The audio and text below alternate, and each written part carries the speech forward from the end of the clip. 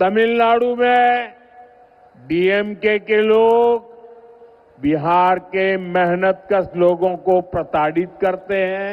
வணக்கம் மக்களே. பீகார் மாநிலத்தோட தேர்தல் பிரச்சாரத்தின் போது நம்முடைய பிரதமர் திரு நரேந்திர மோடி அவர்கள் தமிழ்நாட்டுல தமிழக அரசு பீகார் மாநில தொழிலாளர்களை சரியான முறையில நடத்தல அப்படின்ற மாதிரி ஒரு ஸ்டேட்மெண்ட் சொல்லியிருக்காங்க. அது உண்மைதானா அப்படின்றத மக்கள் கிட்ட கேட்டு தெரிஞ்சுக்கலாம் வாங்க. போற ஹோட்டல்ல இதுல எல்லாத்துலயுமே வந்து அவங்க தான் ஒர்க் பண்ணிட்டு இருக்காங்க. ஸோ நம்ம அவங்களுக்கு வந்து அவங்க அடிமைப்படுத்தல கஷ்டம் எடுக்கலாம். நம்ம 3 பேர் 3 ஸ்டேட், நம்ம 2 பேர் வந்து தமிழால் தான். எல்லாம் சேர்த்து 12 hours இப்படி கண்டினியூ வேலை பண்றேன்னு எப்படி அண்டர்ஸ்டாண்டிங் தான். அங்க இருக்கிறத விட இங்க தான் நல்லா இருக்காங்கன்னு நினைக்கிறேன். ஒருவேளை அவருக்கு பீகார் மக்கள்கிட்ட இருந்து ஓட்டு வாங்குறதுக்கான இது இருந்திருக்கலாம், தமிழ்நாட்டு மக்கள்கிட்ட கிடைக்காம இருந்திருக்கலாம். இதை காட்டி அவர் அங்க அதிகமா ஓட்டிங் அதிகமா அது ஏத்திருக்கலாம்.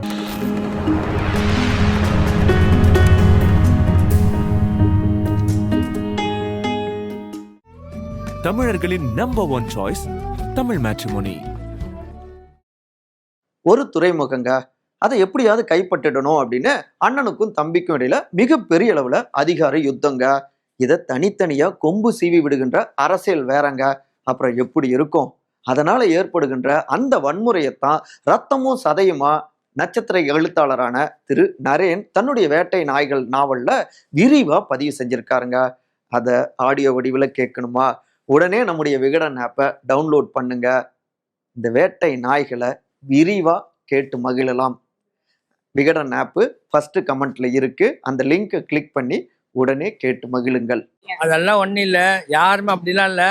எல்லா ஜனங்களுக்கும் எல்லாரும் நல்ல மாதிரி பாக்குறாங்க, நல்லாவே இருக்கிறாங்க. எனக்கு தெரிஞ்சா அவங்க அங்க இருக்கிறத விட இங்க தான் நல்லா இருக்காங்கன்னு நினைக்கிறேன். So they are earning. இல்ல நார்மலா இருக்கு, எந்த பிரச்சனையும் கிடையாது. நான் வந்து ஆல்ரெடி ஆந்திராக்காரன்.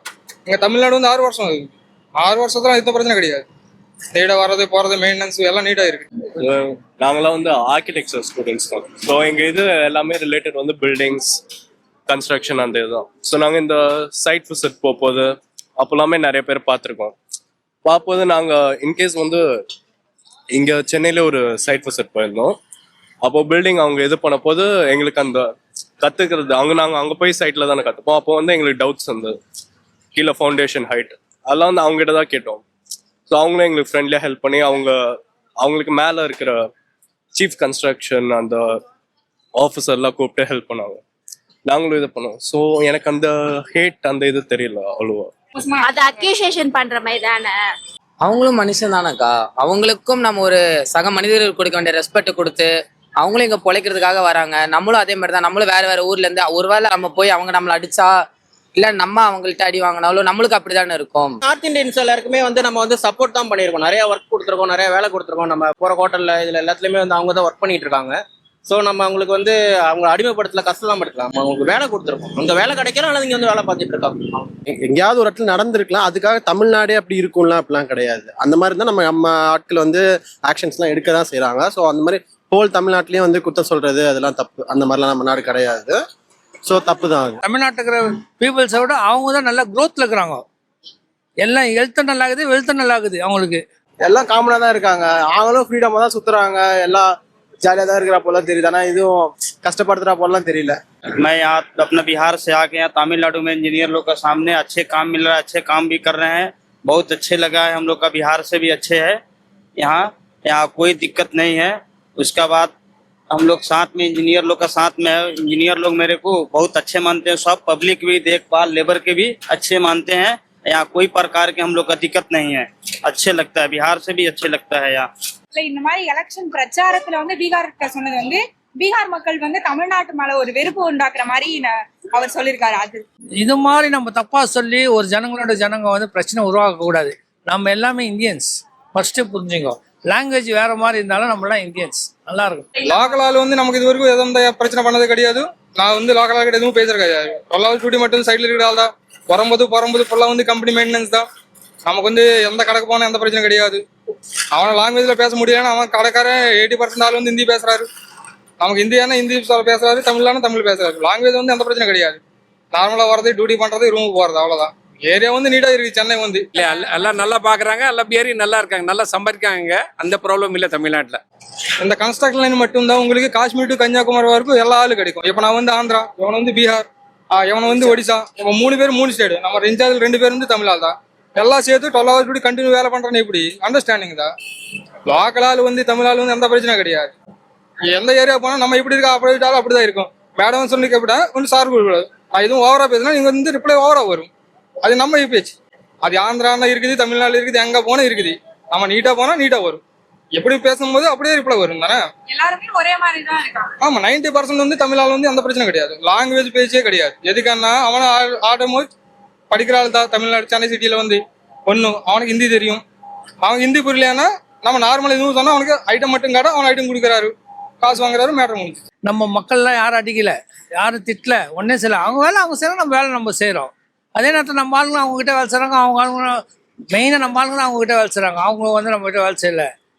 அவங்க ஒன்னும் இல்லாதே நல்லா இருக்கிறாங்கம்மா. இன்னைக்கு பார்த்தீங்கன்னா எல்லாமே நார்த் இந்தியன்ஸ் பார்த்தீங்கன்னா அவங்களோட எல்லாம் A to Z அவங்க கையில் தாங்குது. நம்ம அவங்க கையில் தான் வேலை செய்கிறோம். நம்ம ஆளுங்கெல்லாம் வந்து அவங்கள நம்ம திட்டல, அடிக்கல, ஒதுக்கல. அவங்களும் நம்மளும் நல்லா பழகுறோம், நம்மளும் பழகுறோம். அதெல்லாம் எந்த குறையும் இல்லை. இல்ல இப்ப வந்து நரேந்திர மோடி இந்த மாதிரி தவறான அவதூறுகளை பரப்பி பீகார் மக்களுக்கு தமிழ்நாட்டு மேல ஒரு வெறுப்பு உண்டாக்குற மாதிரி ஒரு வார்த்தை. எப்ப சென்னை நம்ம யூஆர்சி ஓடு வந்து மொத்தம் வந்து 7 சைடு ஓட்டிருக்கோம். மண்டவில முதல்ல பண்ணி KMC வரைக்கும் அந்த யூஆர்சியில 7 சைடுல வந்து அட்டெண்டன்ஸ் லிஸ்ட் பார்த்தா 70% ஆள் வந்து பீகார் ஆள் தான், பீகார் UP ஆள் தான். 30% ஆள் மட்டும் லேபர் வேலை பண்றது ஒடிசா ஆந்திரா இந்த மாதிரி லோக்கல் ஆள் தான். பீகார் ஆள் வந்து எந்த பிரச்சனை கிடையாது. இது வரைக்கும் அந்த பேச்சு வராது. எதுக்குன்னா நம்ம வந்து 24 hours சேஃப்டி கண்ட்ரோல்ல இருக்கும். பெரிய பெரிய இன்சார்ஜில் இருக்காரு. எந்த பிரச்சனை நம்ம 2 பேரும் எதுவும் சண்டை போடா ஃபர்ஸ்ட் வந்து நான் போனா அவனுக்கு கம்ப்ளைண்ட் பண்றது இல்ல எவனை போய் அமல் பண்றது. இந்த பேஜ்ல வந்து சைடு ஆளுக்கு கொள்ளலாம், லோக்கல் ஆள் வரது கிடையாது. எதுக்குன்னா ஃபர்ஸ்ட் வந்து அவன் நேரா பார்த்து தெரியும் அவன் இந்தியா ஆள்றான், நம்ம எதுக்கு அவனாண்ட போனோம், அவ்வளவுதான். அந்த மாதிரி எந்த ப்ராப்ளம் இல்ல. அந்த ப்ராப்ளம் எல்லாம் நல்லா இருக்காங்க பிஹாரி. தமிழ்நாடு கவர்மெண்ட் பொறுத்து அந்த பிரச்சனை இல்லை. எனக்கு தெரிஞ்ச வரையும் தமிழ்நாட்டுல ஓட்டு உய மாட்டேங்குது அவருக்கு. அது ஒரு ரீசனா இருக்கலாம், அது போல கூட நினைச்சு சொல்லியிருக்கலாம். ஒரு இடத்துல ஓட்டிங்காக அப்படி நடக்கிறது தான். நம்ம மக்கள் தான் பார்த்தா சொல்லதான் செய்வாங்க. நம்ம மக்கள் வந்து தெளிவாக புரிஞ்சுக்கிட்டு அது என்ன உண்மை நிலவரம் என்ன நம்ம தெரிஞ்சுட்டு தான் பண்ணுவோம். இப்போ எந்த விஷயமா இருந்தாலும் அதை பார்த்து நம்ம வந்து அலசி தான் ஆராயணும் நம்ம. ஸோ ஸ்ட்ரெயிட்டா வந்து சொல்றாங்க, அது யாரா இருந்தாலும் சரி ஸ்ட்ரெயிட்டா சொல்றாங்க நம்ப கூடாது. அது எந்த அரசா இருந்தாலும் நம்ம பார்த்துட்டு தான் யோசிக்கணும். அந்த மாதிரிலாம் இங்க கிடையாது. சிம்பிளி வேஸ்ட் ஆஃப் டைம் தான். அந்த மாதிரி சொல்லணும்னு அவசியமே கிடையாது. ஏன்னா அவர் இங்க வந்தாதான் தெரியும். இங்க வரவே மாட்டுறாரு. ஸோ இங்க அவருக்கு வந்து அகெயின்ஸ்ட்னு தெரியும். ஸோ அதனால அவர் வர மாட்டுறாரு. ஸோ அதனால என்னென்ன சொன்னா நம்ம அஃபெக்ட் பண்ணுவோம் அப்படின்னு சொல்றாரு. இட்ஸ் வேஸ்ட் ஆஃப் டைம் அவர் சொன்னது அது பண்ணது. தெரியல, அவங்க இங்க ஆட்சி பிடிக்க முடியலங்கிறதுனால அந்த மாதிரி பேசுறாங்கன்னு நினைக்கிறேன். எப்பயுமே நரேந்திர மோடிக்கு தமிழ்நாட்டுல வந்து இங்க பிஜேபி பெருசா வந்து எந்த இதுவுமே கிடையாதுன்றதுனால பர்டிகுலரா தமிழ்நாட்டுல இருக்கவங்க பேசினா இது வந்து ஓட்டா கன்வெர்ட் ஆகலான்றதுக்காக மேபி அப்படி பேசியிருந்திருக்கலாம். இது பிரச்சாரத்துல சொல்லி தமிழ்நாட்டு மேல ஒரு வெறுப்பு உண்டாக்குற மாதிரி பீகார் மக்கள் கிட்ட சொல்லியிருக்காரு. சோ அதை பத்தி நீங்க என்ன நினைக்கிறீங்க? ஒருவேளை அவருக்கு பீகார் மக்கள்கிட்ட இருந்து ஓட்டு வாங்குறதுக்கான இது இருந்திருக்கலாம், தமிழ்நாட்டு மக்கள்கிட்ட கிடைக்காம இருந்திருக்கலாம். இதை காட்டி அவர் அங்க அதிகமா ஓட்டிங் அதிகமா அது ஏத்திருக்கலாம் இருக்கலாம். அவர் மேபி ஏதாச்சும் ப்ராப்ளம் பண்றதுக்காகவும் மேபி சொல்லியிருக்கலாம். ஆல்ரெடி தமிழ்நாட்டுல அவருக்கு அகெயின்ஸ்ட் தான் இருக்காங்க. பட் சப்போர்ட்டிவா எனக்கு தெரிஞ்சு நார்த் சைட் தான் சப்போர்ட்டிவா இருக்குது. அவங்களே இங்க ஏன் அப்படி பண்றாருன்னு தெரியல. பட் என்ன தெரிஞ்ச வரைக்கும் அவங்க வந்து இங்க நல்லா தான் இருக்காங்க. they are earning and they are living good life. தமிழர்களின் நம்பர் 1 சாய்ஸ் தமிழ் மேட்ரிமோனி.